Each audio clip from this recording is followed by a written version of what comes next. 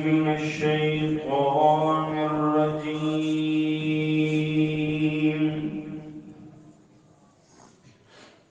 بسم الله الرحمن الرحيم.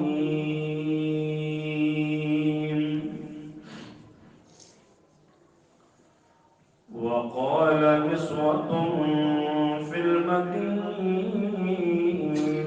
امرأة العزيز. وقال نسوة،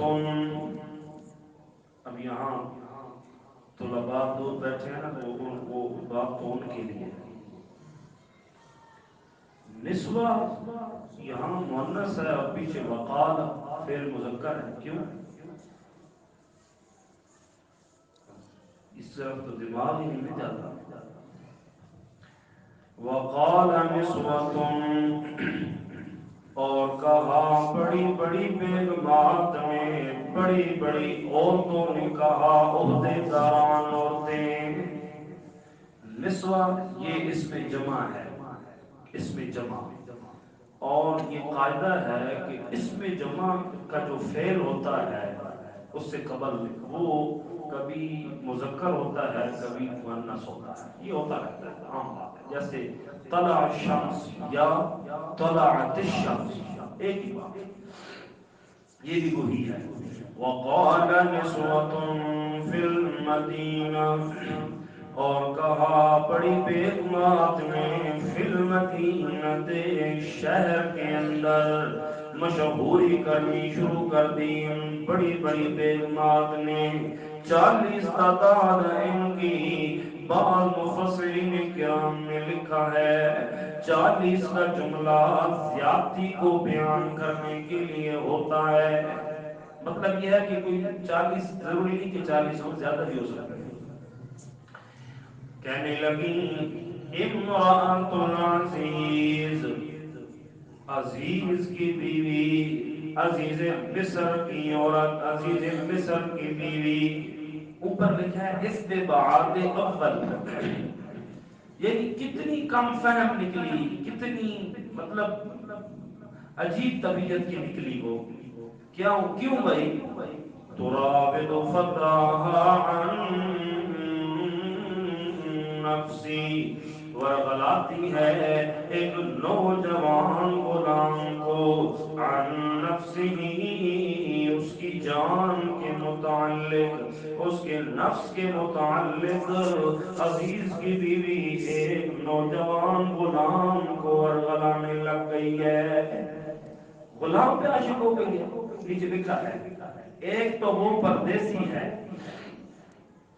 یعنی کنعانی ہے، دوسرا ہم نسب بھی نہیں ہے، تیسرا وہ ہم وطن بھی نہیں ہے، اور چوتھا وہ آزاد بھی نہیں ہے. مشہور تو یہی تھا کہ انہوں نے لیا ہے، خریدا ہے، انہوں نے تو گھر بیٹا بنایا ہوا تھا نا. باہر تو یہی سب لوگوں کو پتا تھا کہ انہوں نے لیا ہے، خریدا ہے، تو آزاد بھی نہیں. کتنی عجیب سوچ کی عورت ہے. عشق لڑانا ہے، محبت کرنی ہے، یہ مطالبہ کرنا ہے تو کسی اپنے برابر کے بندے سے کرے نا. اس سے کیا لیتی ہے؟ اندازہ لگاؤ. کہنے لگی کہ ایک نوجوان غلام پہ عاشق ہو گئی ہے.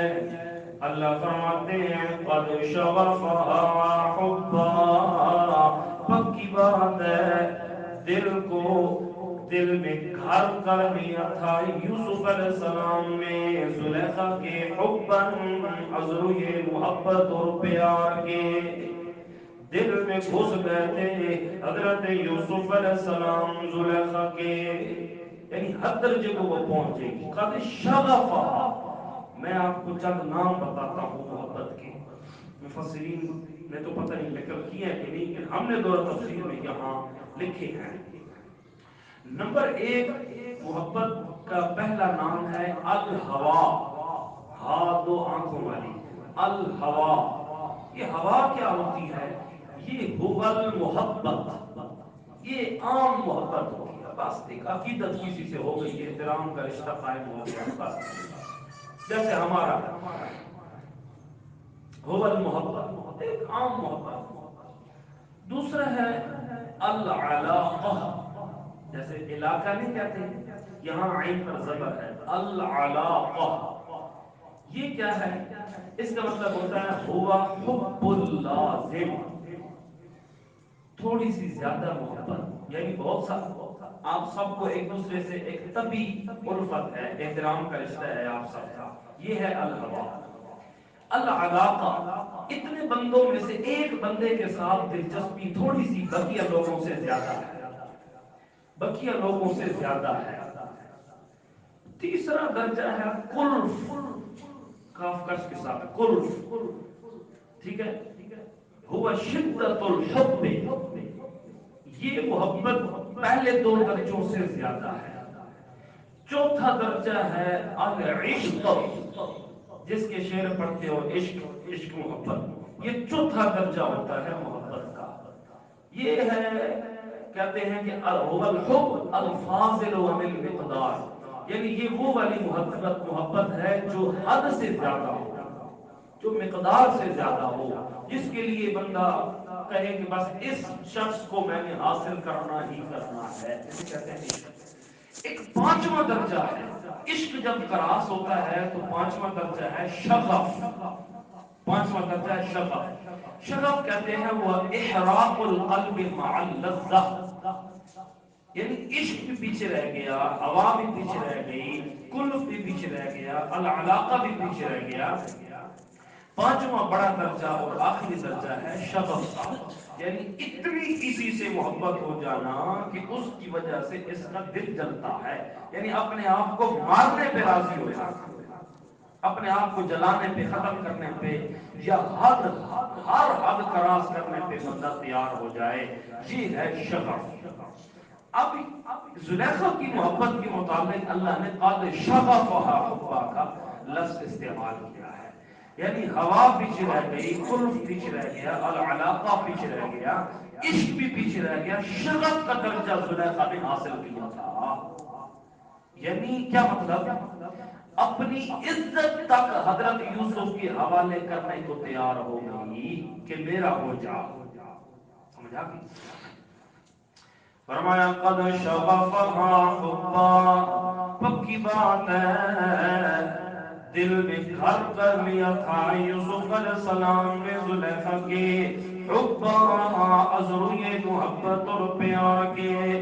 کہنے لگی باقی بیگمات کہنے لگی انا لنراہا فی ضلال مبین، بے شک ہم البتہ دیکھتی ہیں زلیخا کو فی ضلال مبین، واضح بے عقلی میں. بڑی پاگل ہے، بڑی بے عقل ہے، غلام پہ عاشق ہوتی ہے. فلما سمعت بمکرہن، آپ کی میں توجہ دلاؤں گا ایک طرف. فلما سمعت بمکرہن، پس جب سنا زلیخا نے بمکرہن ان 40 عورتوں کا مکر. یہ جو باتیں کر رہی ہیں نا مشہوریاں کی، یعنی چپل نکلی، پاگل نکلی کہ بے وقوف ہے، کیسے حرکتیں کرتی ہے، غلام پہ عاشق ہو گئی، یوں یہاں باتیں نہیں. فلما سمعت بمکرہن، پر جب سنا زلیخا نے بمکرہن ان کا مکر، ان کی تدبیر.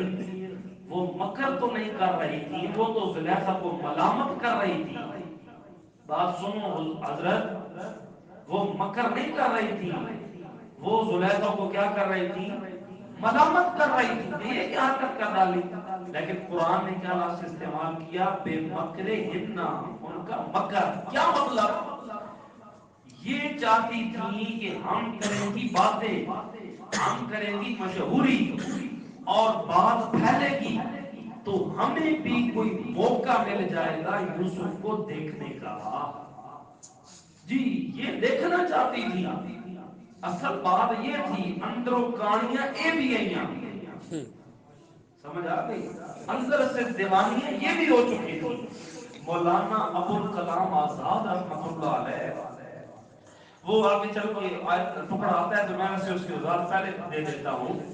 وہ فرماتے ہیں کہ یہ جو انہوں نے چھریاں چلائی تھی نا، یہ جو انگلیاں انہوں نے کٹ لگائے تھے، زخمی کی تھی، یہ انہوں نے جان بوجھ کے کی تھی، حضرت یوسف کو اپنی طرف متوجہ کرنے کے لیے کہ زلیخا نے تیرے لیے خون نہیں بہایا، خون تو تیرے لیے ہم بہا رہی ہیں، اس کو چھوڑ ہماری طرف توجہ کر۔ گل سمجھے چاہیے؟ ہاں، پہلے کتنی آئی ہیں؟ ایک ہی، ہوں ہو گئی 41، کام تو بگڑ گیا۔ یہ اوپر لکھا ہے وائے برسید کے یک، عجیب بات ہے کہ شکار ایک ہے، یک باشد سیاد چند سے شکاری کئی ہے، شکار ایک ہے اور شکاری کئی ہو چکے ہیں۔ مکر کیا انہوں نے ہمیں بھی، تاکہ وہ دیدار نصیب ہو جائے۔ اب کیا ہوا؟ فرمایا ارسلت الیہم، پیغام بھیجا ان کی طرف زلیخا نے، وَأَعْتَدَتْ لَهُنَّ مُتَّكَئًا، اور تیار کیا ان کے لیے متکئن، اونچی اونچی مسندوں کو، تکیے لگائے بڑے بڑے، اور نیچے کارپیٹ بچھائی، مسند بنائی زلیخا نے ان کے لیے کہ وہ آ رہی ہیں، اس مقام پہ میں انہیں بٹھاؤں گی۔ وَآتَتْ كُلَّ وَاحِدَةٍ مِّنْهُنَّ سِكِّينًا، ساری آ گئی، سج دھج کے آئی تھی، پہلے اتنا نہیں سجتی تھی اپنے شوہروں کے لیے جتنا یوسف علیہ السلام کے لیے سج کے آئی، نئے کپڑے، او جیلری کے زیورات، کریم پاؤڈر مل کے آ گئیاں تیار ہو کے حضرت یوسف علیہ السلام کے لیے آ کے بیٹھ گئی، لیکن ان کی نگاہیں اور ان کی نظریں کبھی دائیں جاتی ہیں، کبھی بائیں جاتی ہیں، کبھی اوپر کبھی نیچے، کہ جس کے لیے آئی ہیں وہ کہاں ہے، وہ کدھر ہے جس کے لیے آئی ہے۔ انہوں نے تو شکر کیا کہ زلیخا نے ہماری دعوت کی ہے، ہمارے لیے تھوڑے کھانے پینے کا انتظام کیا ہے، چلو گپ شپ لگ جائے گی۔ انہوں نے شکر کیا کہ محل میں جانے کا بہانہ ملا ہے، ہم بھی زلیخا کا محبوب دیکھیں گی، ہم بھی دیکھنا چاہیے۔ وَآتَتْ كُلَّ وَاحِدَةٍ مِّنْهُنَّ سِكِّينًا، اور دے دی زلیخا نے ہر ایک ان میں سے سکیناً، تیز دھار چھری، پھل کاٹنے کے لیے تیز دار چھریاں دے دی۔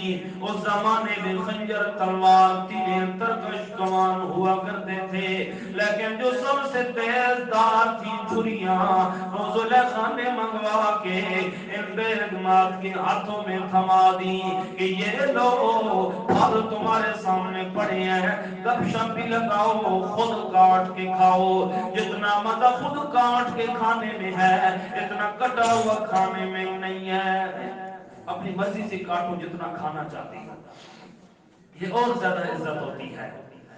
جب وہ مصروف ہو گئی، گپ شپ لگا رہی ہیں، ہنس رہی ہیں، لیکن ایک دوسرے کے اندر بالکل دلچسپی نہیں لے رہی، باتیں تو ایک دوسرے سے کر رہی ہیں لیکن دماغ ان کے کہیں اور ہیں۔ آئیاں تو وطنیاں انشاءاللہ آوے، انشاءاللہ نکلے بات کہاں سے۔ زلیخا نے بلایا ہی اس لیے تھا کہ حضرت یوسف علیہ السلام کو یہ دیکھیں، لیکن حضرت یوسف علیہ السلام کو نہیں بتایا کہ میں نے ان کی دعوت کیوں کی ہے۔ حضرت یوسف کو پتہ ہی نہیں ہے کہ کیا چل رہا ہے۔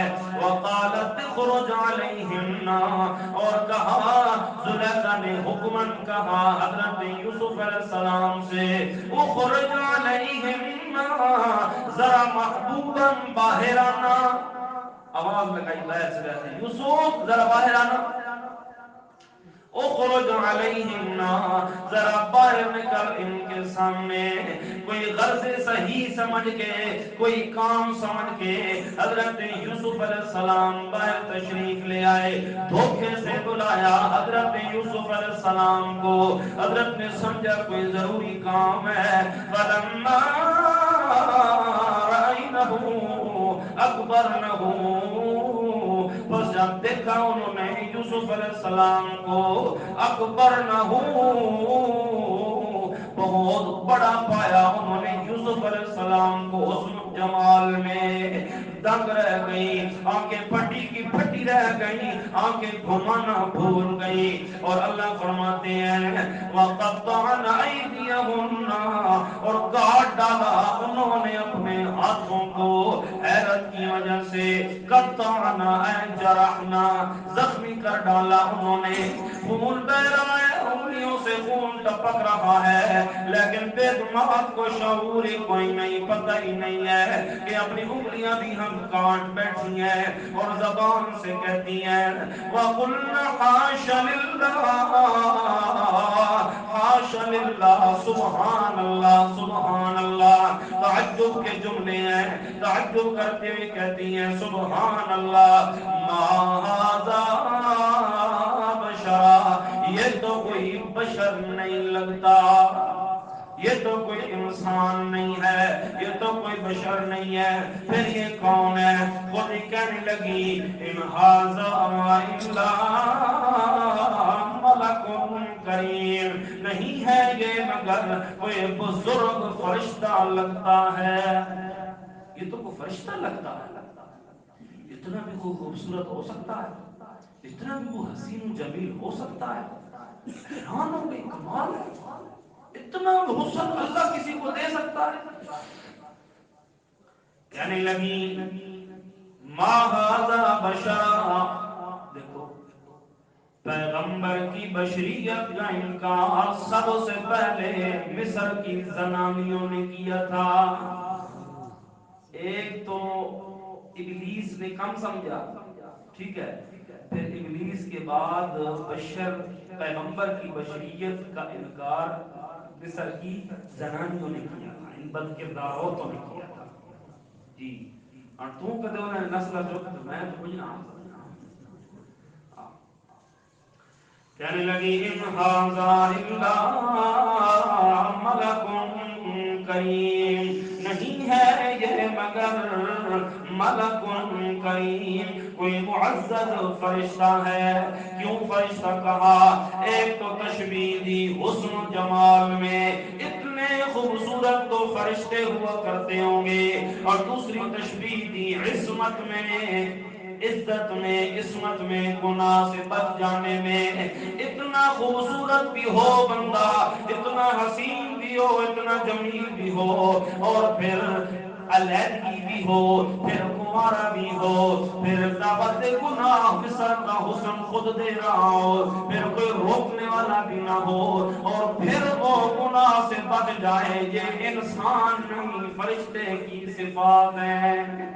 ان ھذا الا ملک، یہ تو فرشتہ لگتا ہے، یہ تو گنہگار شکل سے بھی نہیں لگتا، ممکن ہی نہیں ہے کہ اس سے گناہ ہو سکے. خود ہی کہنے لگے کمال ہے. جتنا کا چوڑیاں لوز ہوئیاں نے نا، ڈھلیاں ہوئیاں نا چوڑیاں جس ٹائم، او ہو زلیخا کا تھلا دیکھو تو نظر ہٹاؤ، اسے کیا دیکھ رہی ہو؟ نیچے دیکھو، اوہ یہ کیا یہ کیا یہ کیا، اس وقت سے زلیخا کا 40 سالہ بعد ایک باری تک نے تا تھلے نہ ہوش ہی نہ رہا، میں نال تا 40 سالہ تو پیرانا کون دسو کہ میں نے کوئی غلطی ہے اس معاملے سے؟ میری کیا غلطی ہے کہ میں سے برخلا رہی ہوں؟ تم ایک مرتبہ دیکھو تمہارے ہوش اڑ جائیں، جس کے ساتھ صبح ہے، شام ہے، رات ہے، 24 گھنٹے جس کے ساتھ رہتا ہے، اس کی طبیعت کیوں نہیں خراب ہوگی؟ وہ کیسے نہیں برگلائے گی اسے؟ خبردار جو آج کے بعد تم نے میرے متعلق کوئی بات کی، تھوڑی اپنی حیثیت ایک باری دیکھنے کا توتے اڑ گئے نے تھلے نہ ہوش ہی نہیں، ہاتھ کب بیٹھی ہو گلا میرے سے کر لی جاؤ. صحیح زلیخا انہوں نے بینڈ بجا رہے.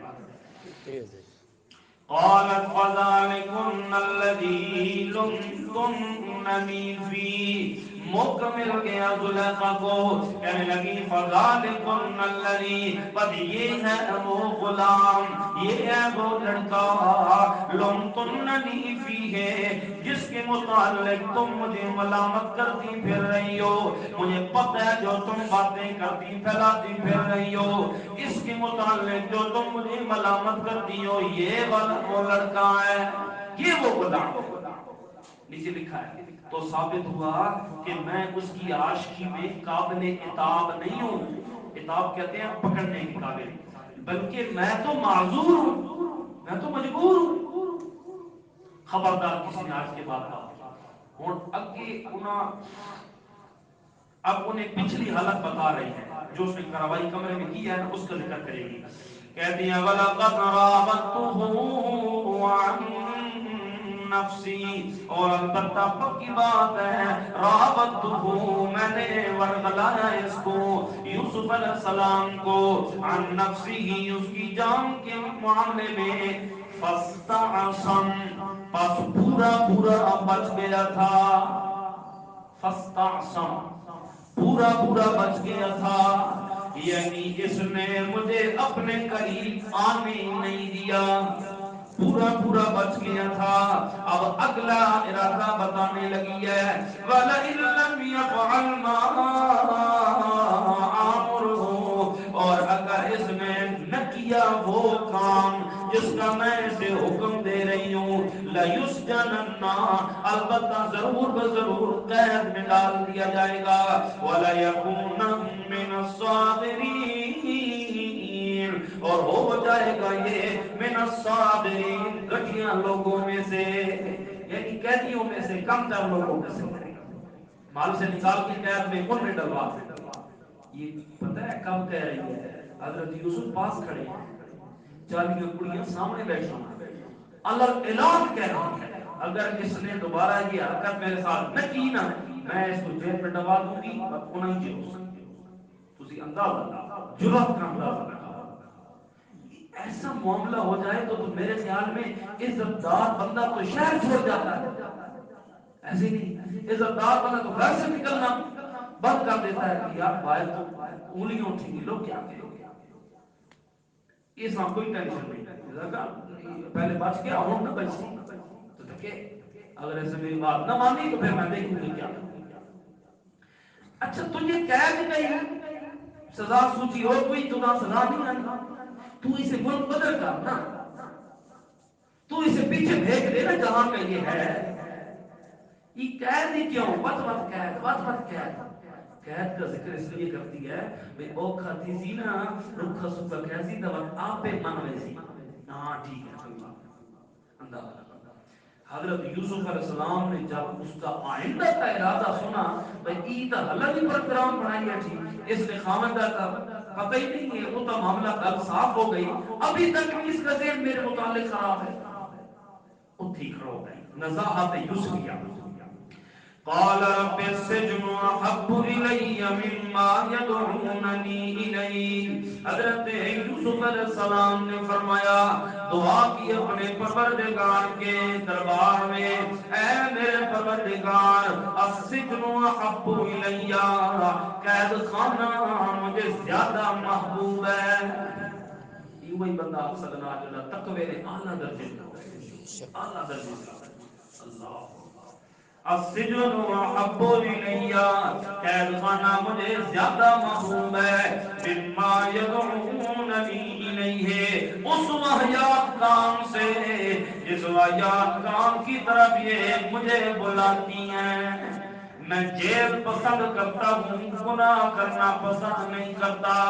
آپ صلی اللہ علیہ وسلم نے فرمایا تھا اگر حضرت یوسف علیہ السلام ان سے نجات کی دعا مانگ لیتے، اللہ نے حضرت یوسف کو ان سے نجات بھی دے دینی تھی، لیکن چونکہ کڑیاں اللہ اور ملانا چاہتا تھا، مقام اللہ اور دینا چاہتا تھا، اللہ تعالیٰ چاہتا کچھ اور تھا، اس لیے اللہ نے یہ والی دعا جاری کرائی، اور حضرت یوسف علیہ السلام کہتے ہیں وَإِلَّا تَصْرِفْ عَنِّي کیدہن، اور اگر تو نے نہ پھیرا مجھ سے ان کا مکر، اصب الیہن، تو ہو سکتا ہے میں مائل ہو جاؤں ان کی طرف، واکن من الجاہلین، اور ہو جاؤں میں نادانوں میں سے۔ یا اللہ ماں بچا، ماں جیل بچا، میں انہاں تو رجا، انہاں نے مکر تو میں اللہ بیٹھی جان۔ اللہ فرماتے ہیں فاستجاب له ربه، بس قبول کر لی اللہ نے حضرت یوسف علیہ السلام کی یہ دعا، فصرف عنه کیدہن، بس پھیر دیا ان سے حضرت یوسف علیہ السلام سے ان کا مکر، انہ هو السمیع العلیم، بے شک اللہ کریم وہ السمیع، وہ خوب سننے والا ہے، العلیم وہ خوب جاننے والا ہے۔ اچھا جی یہاں تک بہت ہے، آگے پانچواں مرحلہ